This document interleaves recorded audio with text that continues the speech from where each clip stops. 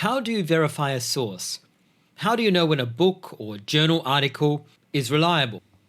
Members of my Discord community and my Patreon community sometimes ask me about sources and how I would assess them. This happened again just today, so I thought I would use it as an example of how I do this kind of check. Bear in mind this is a demonstration of the initial check that I would do in order to get an understanding of roughly how accurate the source is likely to be and how much time and research I would need to make sure of its accuracy at a greater level of depth. One of my Discord members posted, quote, "I just saw your video about Halloween. I remember like a year or two ago I read Christian Mythology, Revelations of Pagan Origins by Philippe, which is his PhD thesis. Are you familiar with this book?" I wasn't familiar with this book, but the title did sound interesting, and I thought if it started as a PhD thesis, it could be well worth looking into. So where do I start? Well, I don't know anything about Philippe Walters, so I'm just going to type his name into Google and see what I find. Okay, already I have some useful information. Let's have a look at this link, since it seems to be talking about the book under discussion. This is definitely the book we want, and we can scroll down and have a look at the author first. So we find he's a professor of medieval French literature. He's published many books about the Middle Ages, and he specializes in the Grail romances.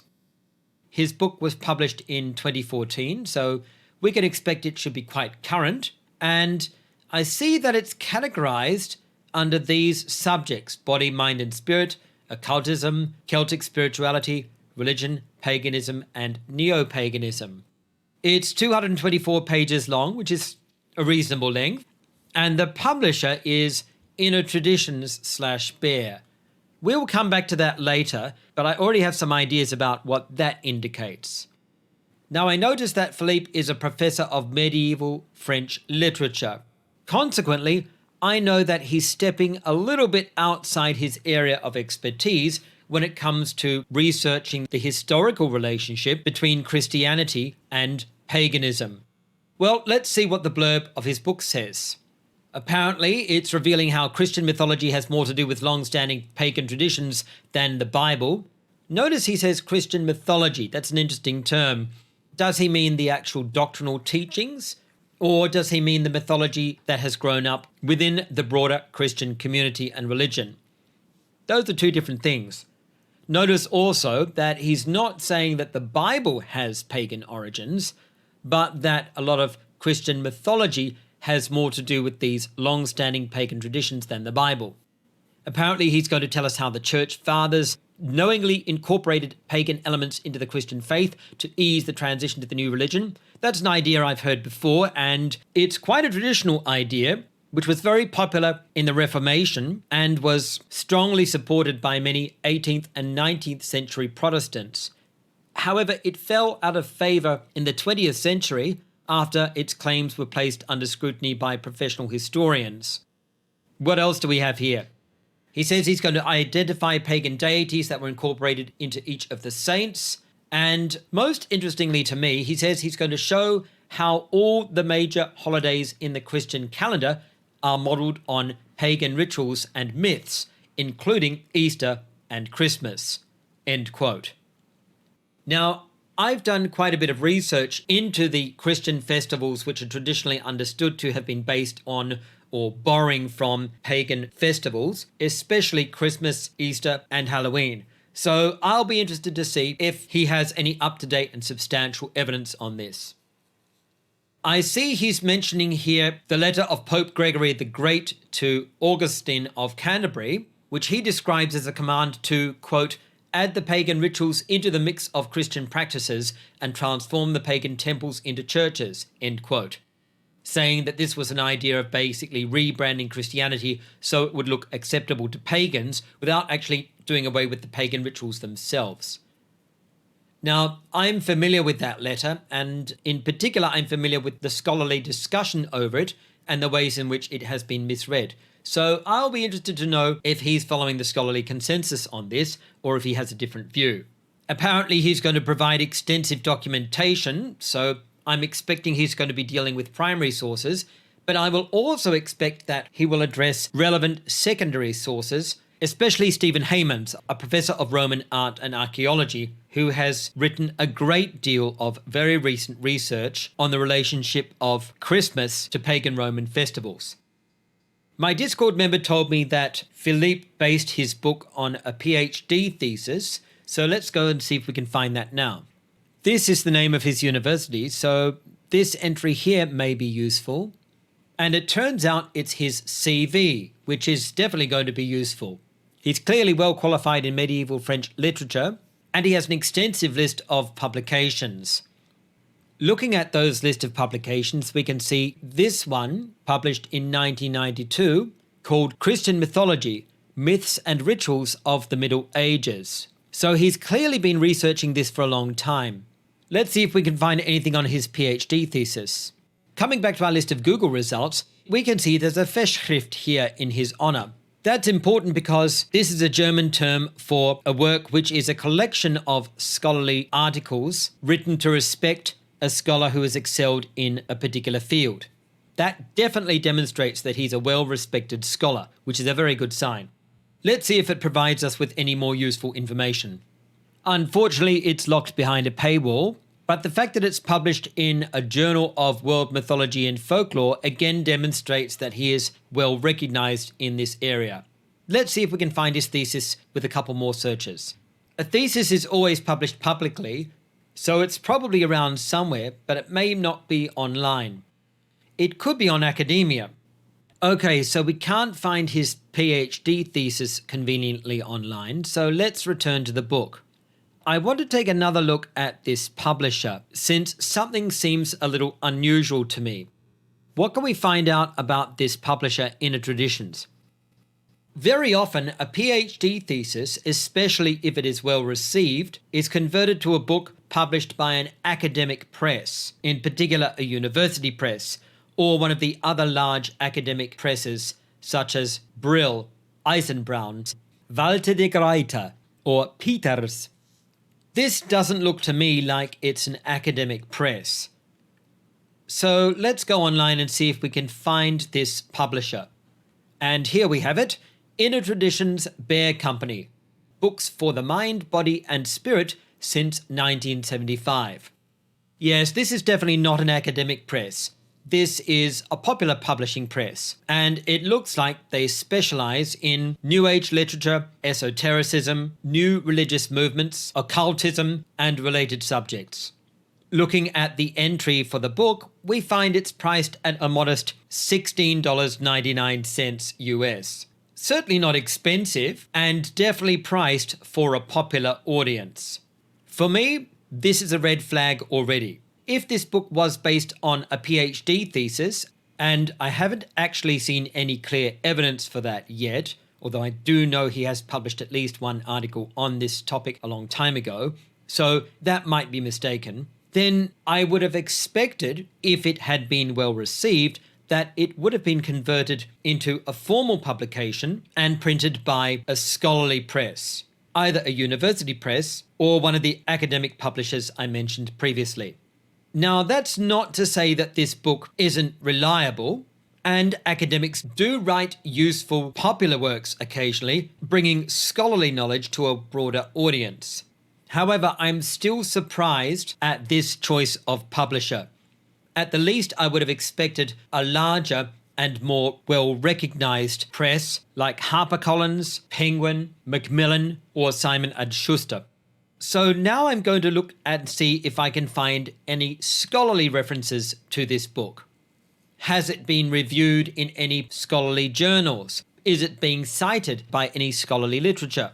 For this, I'm going to use Google Scholar. This is a citation index of scholarly publications. It focuses on academic literature in book or journal form. So let's see what we can find. Well, the first and only link that appears is to his own work in Google Books. Now, we do have a couple of options at this point. We can see that this book is cited, apparently, by 11 other works. So let's see what we have here. The first hit is Purging the New Age, a theological analysis of the use of New Age practices by the Church. And apparently it's a university dissertation. That sounds pretty scholarly, But wait a minute, it's at Liberty University. I happen to know that this is a right-wing conservative university in America. It's a private university, and it doesn't have a very good reputation. It looks like the person who wrote this dissertation is citing it in defense of conservative Christian beliefs.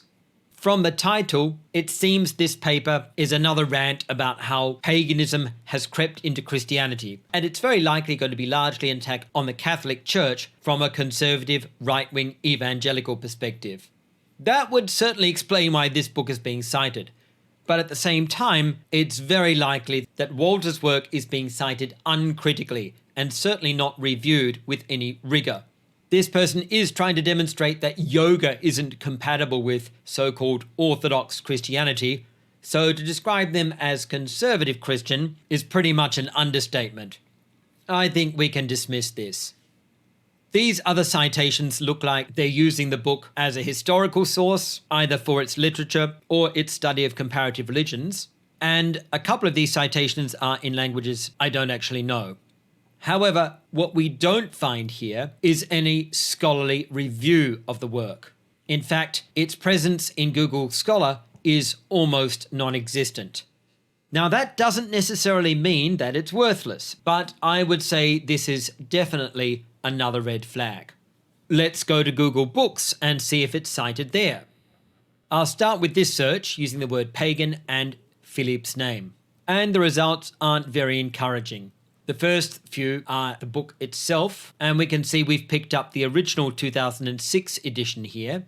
A couple of these other works look like they're either neo-pagan or Christian works, and they definitely don't look very scholarly.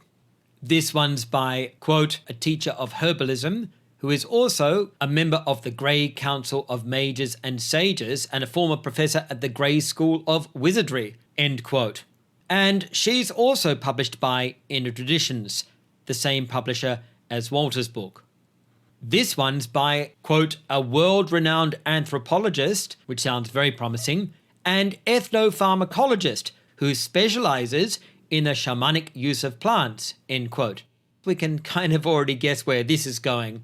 Sure enough, he's the author of Marijuana Medicine and co-author of the Encyclopedia of Psychoactive Plants. And he is also published by the same publisher as Walter's book. The third author is, quote, an authority on ancient belief systems, traditions, runes, and geomancy, and has travelled and lectured extensively in Europe and the United States, end quote. That sounds very promising. And who was his publisher? Oh, it's Inner Traditions again, the same publisher as Walter's book. I think we're seeing a pretty strong pattern here. What about the next one? This author is, quote, a professor emeritus of medieval literature and civilization at the Sorbonne, end quote. That definitely sounds very scholarly. Who's his publisher? Oh, it's Inner Traditions again, the same publisher as Walter's work. We will skip this one since it's obviously traditional conservative Christian junk. This one looks more scholarly, and here we have, quote, a historian specializing on the history of ancient and medieval Christianity, end quote. He has a doctorate in medieval studies, and he teaches Latin at Rockbridge Academy. That sounds very promising, and for the first time, we find this is a scholarly work, published by Oxford University Press. Now, this is worth looking at. And he quotes Walter's book, Christian Mythology, Revelations of Pagan Origins, with regard to an original pagan Roman feast, which was, according to some scholars, taken over by Christians who substituted their own festival for it. Now, this is interesting because he's citing Walter's work and he seems to be taking this claim seriously. However, reading on, we find that he says that this claim is, quote, far from new, end quote. And he says that Protestant reformers during the Reformation used allegations like this against the Catholic Church, as I cited previously. However, he also says this claim is older than the Reformation, which is interesting, citing a source in the 9th century. So this scholar is taking the claim seriously, and it does seem to have some historical evidence. However, reading further, he criticizes that historical source, saying, quote, neither this Frankish clergyman nor later Puritan critics bothered to cite proof for their theory of a reworked pagan feast, end quote. That doesn't sound very promising. However, he then goes on, quote, but modern historians have gathered fragments of supporting evidence, end quote. Now it seems we're back on track. But wait, he continues again, quote, unfortunately, when scrutinized in depth, none of the evidence justifies this canard, end quote. That's not very good. Down the bottom of the page, we find, quote, writers who equate these two holidays have ignored the diversity of Roman pagan worship, drawn inaccurate structural parallels, and accepted the word of misinformed pre-modern authors, end quote. So he only cites Walter's book once, and he cites him as an example of a scholar who has been led astray and who hasn't done sufficient research on this particular point of a supposed pagan festival taken over by Christianity. This is definitely not what we would expect if Walter's book was being taken seriously in the academy. Let's go back to our list of Google results and see what else we have. And yes, unfortunately, this is just yet another of these books by Inner Traditions. And even though it is by academically qualified people, like all the others, it's an ebook and it definitely doesn't look like it's written for a scholarly audience. So that's my third red flag. Nearly all the citations I find of this book in Google Books are by works by the same non-academic popular publisher, and the one legitimate scholarly citation I found of it was actually criticizing one of its key arguments. Now, at this stage already, I'm strongly inclined to dismiss this book and not look any further. It doesn't seem to have any kind of academic presence. It was published by a popular press, which clearly doesn't publish academic works. I didn't find any scholarly reviews of it at all, indicating that it has probably been ignored by specialists in the field, and that's most likely because it was published by a popular press rather than an academic press, and I've already found one scholar dismissing one of its important claims. At this point, I just don't have any reason to take this source seriously, in particular because it doesn't look like anybody in the relevant fields is doing so. Now, if I wanted to take this a little bit further and do a little bit of my own research, I have a couple of options. I can go to Google Books, and for the sake of fairness, I can select the most recent edition of this book and search it for a few key terms, in particular the names of authors that I know have published authoritative work in this area. Well, I don't find any reference to Steve Heymans at all, and that's definitely not a good sign. Heymans actually wrote his PhD thesis in 2003 on the supposed connections of Christmas and the pagan Roman festival of Sol Invictus. Heymans is, as I mentioned, a professor of Roman archaeology, and in the last 20 years he has published several well-respected and widely cited works on this subject. He specializes in particular in the history of the Sol Invictus religious cult in Roman history, and his latest work on that subject is due for publication in November this year, and it will be printed by Brill, one of the top-tier academic publishers. The fact that Walters doesn't cite Heymans is yet another red flag. Looking at the cover art of the book, I notice it's using this picture of a wooden cross with the face of a hairy and bearded man with branches coming out of his mouth. And I recognize this as an architectural motif called a foliate head. This is known more popularly as the Green Man. And in neo-pagan circles, it is believed that this refers to a pagan European deity whose worship was either extinguished by Christianity or assimilated into Christian religion.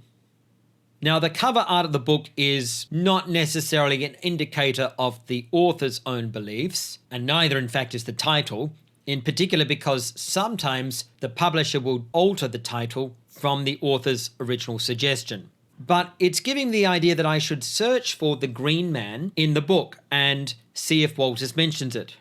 And yes, he does. He says, quote, the Wild Man of Candlemas reappears on May the 1st in the guise of the Green Man, a creature clad entirely in leaves and branches, end quote. So yes, it looks like he's going to be arguing that the pagan Green Man god was incorporated into Christianity, and eventually became the Christian folk figure, the Wild Man of Candlemas.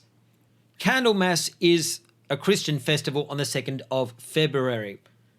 So it looks like he's using the Green Man as another example of an element of pagan religion assimilated into European Christianity. However, there are serious problems with this.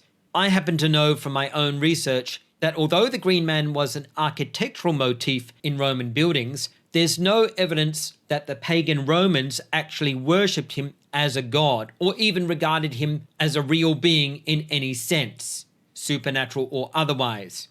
Additionally, we don't find any references to the Green Man in early or late medieval textual sources.